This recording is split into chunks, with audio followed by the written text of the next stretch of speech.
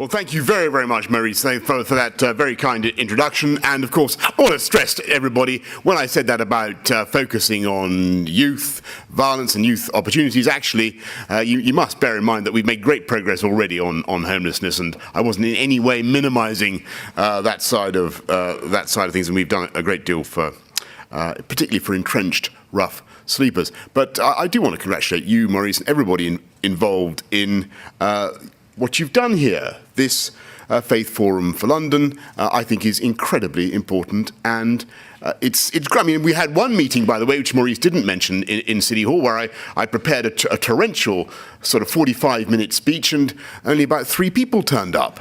But we're doing better, and it's growing, and I think that this is something that people want to share in and to participate in. And I pay particular tribute to you, Maurice, for your efforts to bring, I think I'm right in saying London is the only part of the country where we don't have, there hasn't been such a body to bring faiths together and to share experience and understanding. Now, I thought I'd give some focus and shape to my remarks today by bringing along a sacred object in my rucksack. Absolutely, I've got it in my, here it is, it's down there. In some parts of London, the object I have in my rucksack is the very embodiment of prestige. It is the vital piece of regalia for every young gang leader, an item of such political, economic, and social importance that people vie to possess the right one. And as we've seen, as we saw last August, they will break windows, they will wreck shops and livelihoods, they will risk prison sentences to get hold of one of these objects. Now, can you guess what it is, folks? Can you guess what I have? What do I have here? Yeah, I can see. It's not an iPad. You got it. The lady Reverend over there, she spotted it. Look, here it is. This is my trainer. I use it every morning. What would you notice about this trainer? Pretty elegant. What? It's big. Well, it's big. It's biggish. I think you will agree. Though the eagle-eyed amongst you connoisseurs of trainers will have spotted that this is not a particularly smart or flashy kind of trainer, is it? No? And it doesn't have an air ball or anything like that. As far as I know. But the point about this trainer is it is just as good as any other type of trainer, isn't it? It is. It is just as good. You could give me any other type of trainer in the world, and I would run no faster. Would I? No. You give me any other type of trainer in the world, it would smell no better, frankly, after I'd used it for a prolonged, yeah? And so I'm driven to ask, frankly, I have to ask this morning, what has gone wrong with us as a society that there are so many. Is Camilla Batman-Gedich here, by the way? She was mentioned many times in this. Is she here? I don't see her. She's coming later on, good. But there are plenty of people who understand this issue very, very well. So I'll ask the question, what has gone wrong with us as a society that there are so many young people who believe that their identities, their self-worth, or whatever, are bound up in the possession of the right kind of running shoes? And I ask you, what kind of madness is it that drives them to attack shops, to steal, and to commit arson for the sake of a trainer, or the right type of trainers?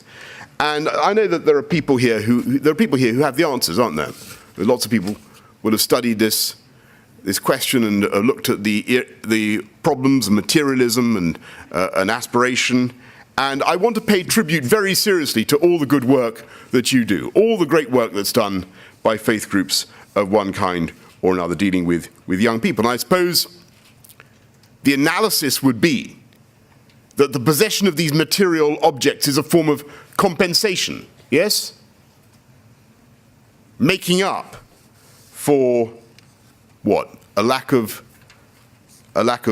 self-esteem? Possibly? A lack of real self-belief, yes, possibly, a real fear of inadequacy, making up, projecting, making up by attaching importance to the possession of one material object or another, one brand or another. And I know, and I think we all know, that we've got to move beyond that, haven't we? We've got to move beyond that. And I want a London, to paraphrase, I think it was Martin Luther King, I want a London where people are judged not on the spotlessness of their trainers, but on the content of their character, yes?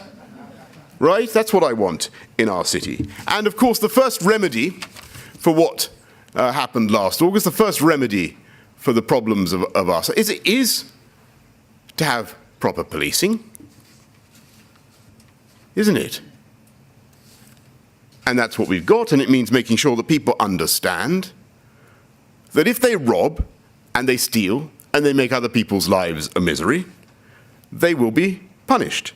And that was, I think, the first lesson of the riots of last August. That, I think, if you look back at that first evening, you saw a criminal problem being effectively treated as a public order problem. And I think that was the wrong way.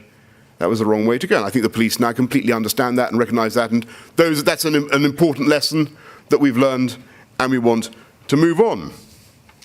And I'm glad, by the way, that this is a city where crime is coming down, has come down very substantially over the last 4 years, to pick a period entirely at random. More than 10%. Crime on the tube now down 20%. The safest metro system anywhere in Europe. Crime on buses down 30%. By the way, the crime on buses down 33%, I should say.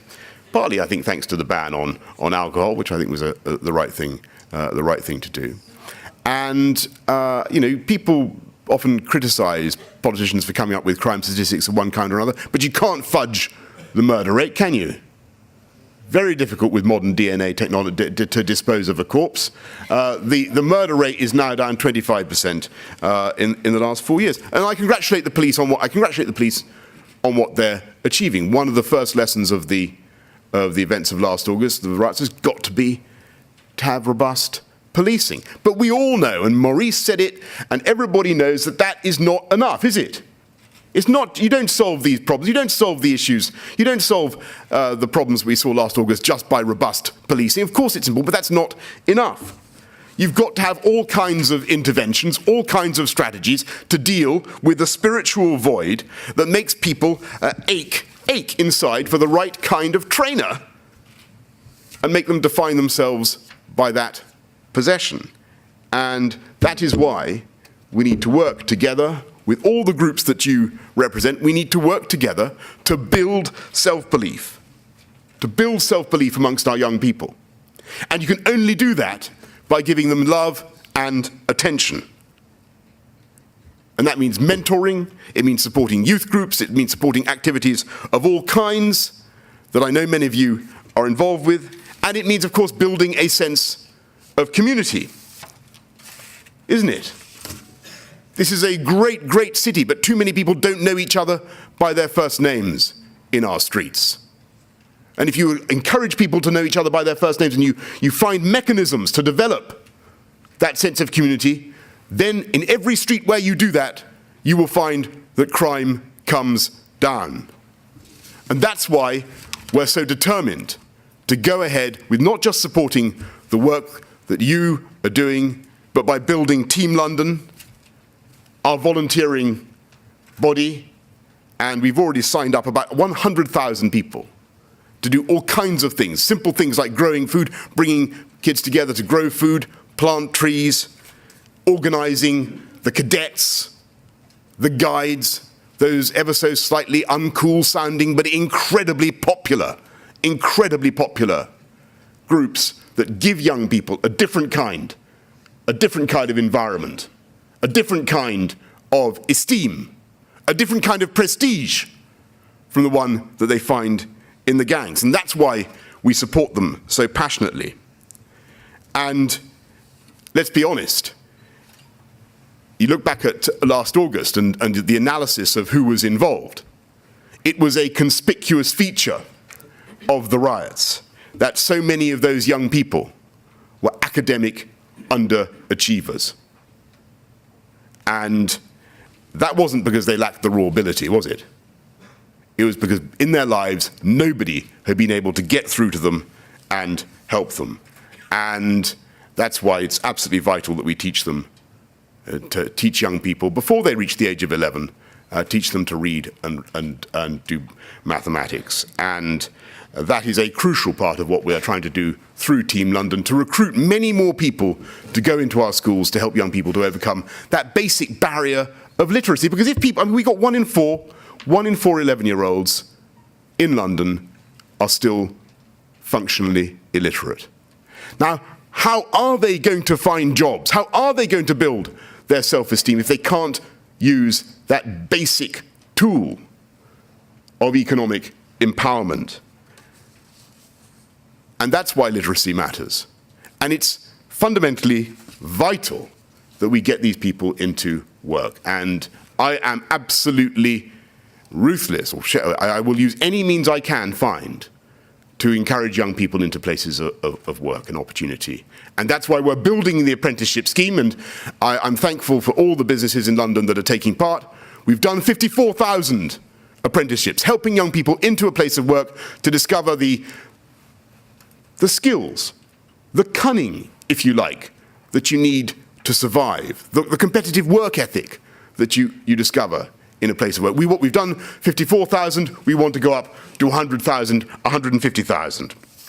And it's vital to generate jobs in our city by investing in the things that will produce employment for the long term. Building more homes, investing in our transport infrastructure that will push London forward. And of course, using the funds we have available, that we've secured from government. I mean, Maurice said that there wasn't any money, but actually we've gone in ruthlessly to the Treasury and we've wrestled money away from them. We are going to invest that money in Croydon and in Tottenham and in the areas that suffered so badly in those riots. And of course, all these things, all these interventions, working with young people, mentoring, expanding the youth groups, doing things to promote employment, expanding the apprenticeship scheme,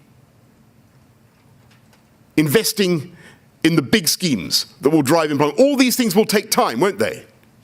It will take time. There is no instant answer to our problems.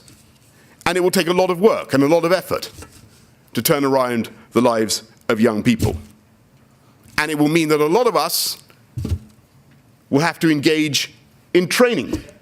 And I'm going to revert to the point I began with.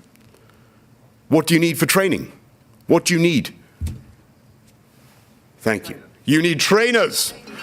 You need trainers, don't you? In order to help our young people, we need many. That's why we set up Team London, to make it easier for people to volunteer, easier for people to sign. I hope you'll all sign up. Sign up for Team London. There's plenty of scope for everybody of all ages. It doesn't matter what you look like, who you are, like a trainer. Doesn't matter what brand you are or how decrepit you are or whatever. All that matters is that you care about this city and you want to give something back and that you think you've got something to offer. And we'll make it easy for you. Thank you very, very much, everybody, for listening. I believe very, very strongly that if we work together and if the faith groups that are represented here continue with and intensify their work of coordination, then we can take London forward, can't we? We can move on from the events of last year, and we can make sure that London is not only, which it is, the greatest financial city on earth, isn't it? I'm afraid it is, absolutely. Will and still will be. The greatest artistic and the greatest cultural city on earth? It is? Isn't it? Yes, thank you. Let's have a bit of enthusiasm for our great city. It is the greatest, but it is also what we're going to achieve. We're going to make it the greatest city on earth for a young person to grow up in. That's the aim. Thank you very much.